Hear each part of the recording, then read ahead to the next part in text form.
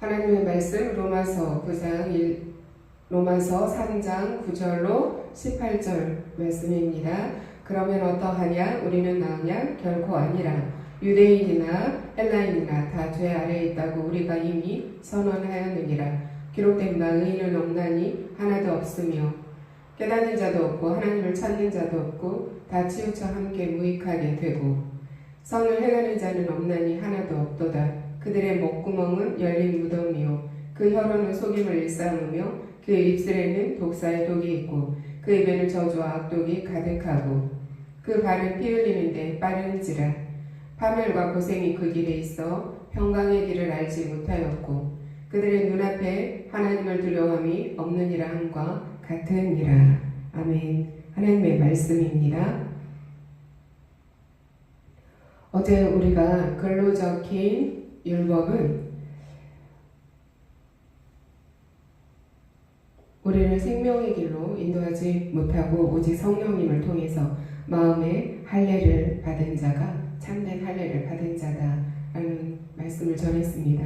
그런 사람만이 사람에게가 아니라 하나님께 칭찬받는 사람이라는 것을 우리가 나누었습니다. 오늘 로마서 3장 9절로 18절은 사도 바울이 인간의 본질적인 상태를 말하고 있는데 바울은 유대인과 이방인을 구분하지 않고 모든 사람이 죄 아래에 있다라고 말하고 있죠.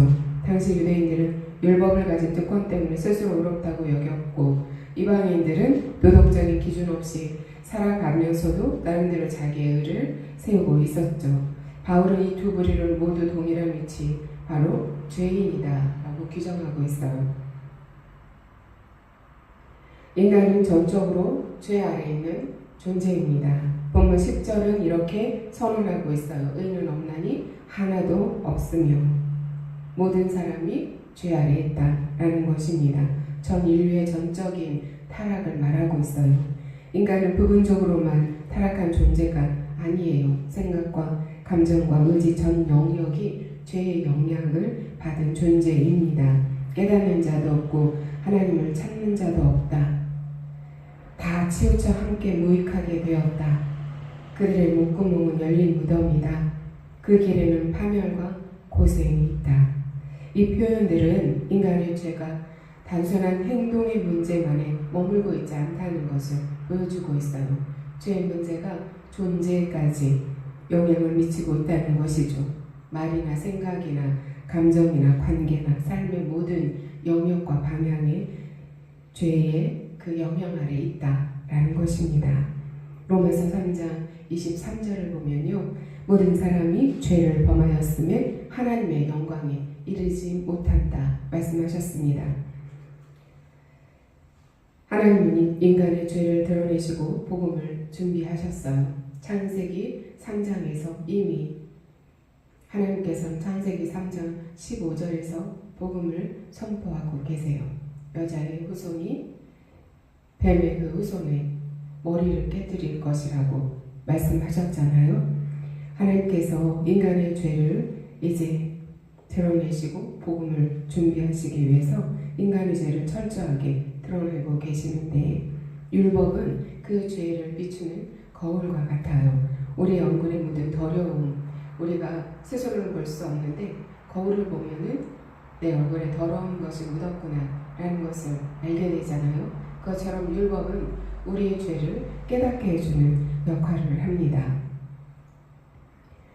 로마서 3장 15절로 17절을 보면 그 발은 피 흘리는데 빠르고 파멸과 고생이 그 길에 있어 평강의 길을 알지 못하였고 우리가 죄로 가는데 너무도 빠르다는 거예요. 그 길에는 파멸과 고생이 있다는 거예요. 평강의 길을 알지 못한다는 것입니다. 잠언 16장에 보면요. 잠언 1장 16절을 보면 대적 그 발은 악으로 달려가며 피를 흘리는데 빠릅니다. 바로 죄인의 모습입니다. 그 발은 행악하기에 빠르고 무지한 피를 흘리기에 신속하며 그 생각은 악한 생각이라 황폐와 파멸이 그 길에 있으며 그들은 평강을 알지 못하며 그들이 행하는 곳에는 정의가 없으며 굽은 길을 스스로 만드나니 무릇 이 길을 밟는 자는 평강을 알지 못하느니라.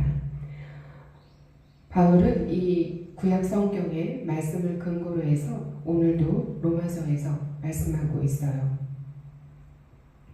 바로 우리가 전적인 타락 가운데 있는데 깨닫는 자도 없고 하나님을 아는 자도 없고 찾는 자도 없고 다 치우쳐서 함께 무익하게 되고 우리의 목구멍은 열린 무덤이다. 우리가 사용하는 언어들이 이렇게 열린 무덤과 같은 그런 상태이고 파멸과 고생이 그 길에 있다라는 것입니다. 이것을 바울은 구약 성서에 기록된 말씀을 근거로 해서 오늘 로마서에서 선포하고 있어요. 우리는 하나님 앞에서 모두가 다 죄인이다 라는 것을 말하고 있다는 것입니다.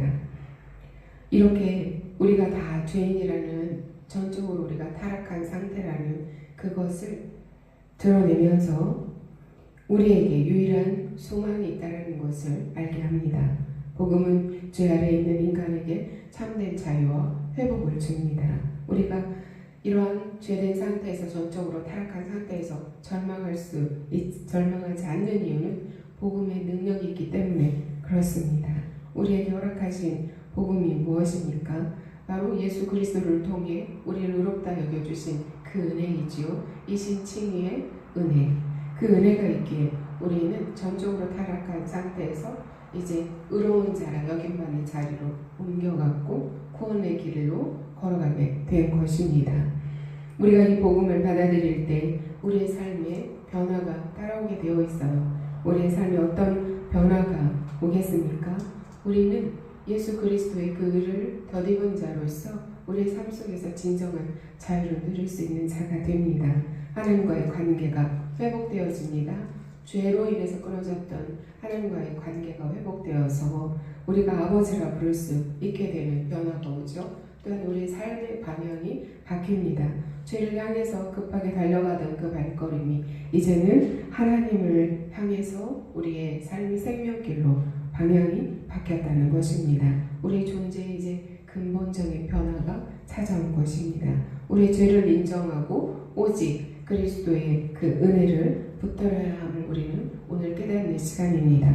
자기의 의를 내려놓고 하나님의 은혜를 붙드는 자가 되길 원합니다. 어리석은 자는 그의 마음에 이르기를 하나님이 없다 하는도다. 그들은 부패하고 그 행실이 가증하니 선을 행하는 자가 없도다. 시편 14편 1절 말씀이거든요.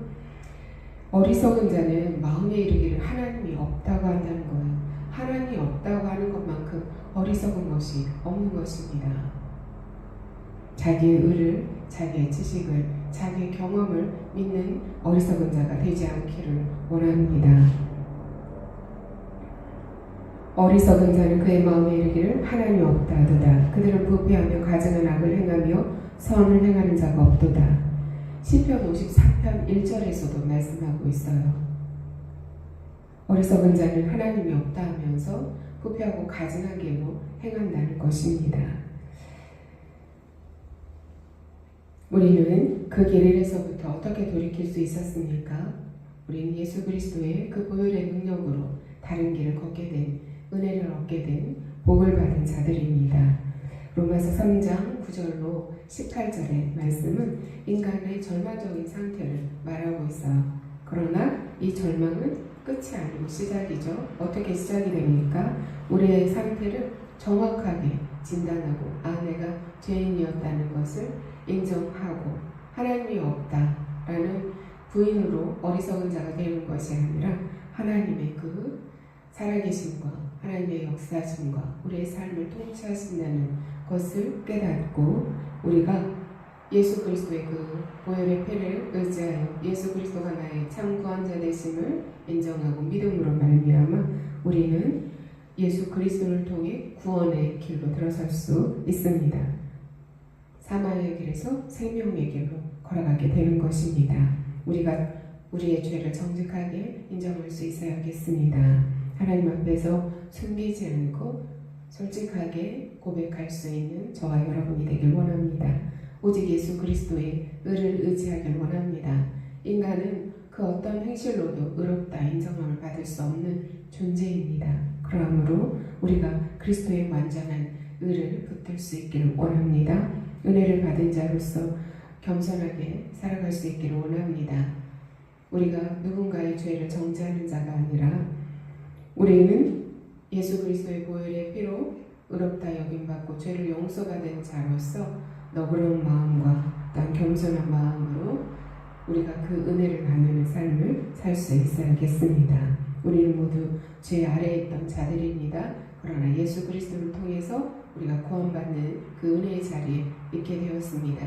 오늘도 그 믿음으로 말미암아 우리가 의인이라 칭함받고 구원에 이르게 된 것을 붙들고 승리하는 삶을 살기를 원합니다. 기도합니다. 거룩하고 의로우신 하나님 아버지, 오늘 우리 말씀을 통해서 우리의 참된 모습을 보게 하시니 감사합니다. 우리가 스스로는 괜찮다고 여기며 어렵다고 생각했지만 주님의 말씀 앞에서 보니 의인은 없고 깨닫는 자도 없습니다. 죄 아래 있는 자였음을 고백합니다. 우리의 생각과 말과 행동이 얼마나 하나님을 떠나 있었는지 겸손하게 인정할 수 있는 저와 또한 우리 성도들이 되게 하옵소서. 우리 안에 여전히 남아있는 자기 의와 교만을 내려놓게 하시고 우리를 변호하려는 마음을 버리게 하옵소서. 주님, 그럼에도 불구하고 우리를 버리지 않으시고 예수 그리스도를 통해 구원의 길을 열어주신 은혜를 감사합니다. 우리가 아무것도 할 수 없는 상태에서 주님께서 먼저 찾아오시고 죄를 대신하여 짊어지시며 의를 선물로 주셨음을 믿습니다. 이 은혜로 말미암아 정죄에서 자유하게 하시고 하나님과의 관계를 회복시켜 주심을 감사합니다. 하나님 아버지, 이제 우리가 이 은혜를 붙들고 세상 속에서 살아가게 하옵소서. 다른 사람을 정죄하는 자가 아니라 은혜를 기억하는 자가 되게 하옵소서. 판단하고 높아지는 삶이 되지 아니하고 겸손히 섬기는 삶을 살게 인도하여 주옵소서. 우리의 말이 생명을 살리고 우리의 발걸음이 평강의 길을 걷게 하시며 우리의 시선이 언제나 하나님을 향하게 하옵소서. 특별히 하나님을 두려워하며 없는 세상 속에서 하나님을 경외하는 삶을 살게 하시고 복음의 은혜를 삶으로 증거하는 성도 되게 하옵소서. 오늘도 죄 아래가 아니라 은혜 아래 살아가는 하루가 되게 하시고 우리의 모든 삶이 하나님의 영광을 드러내게 하옵소서.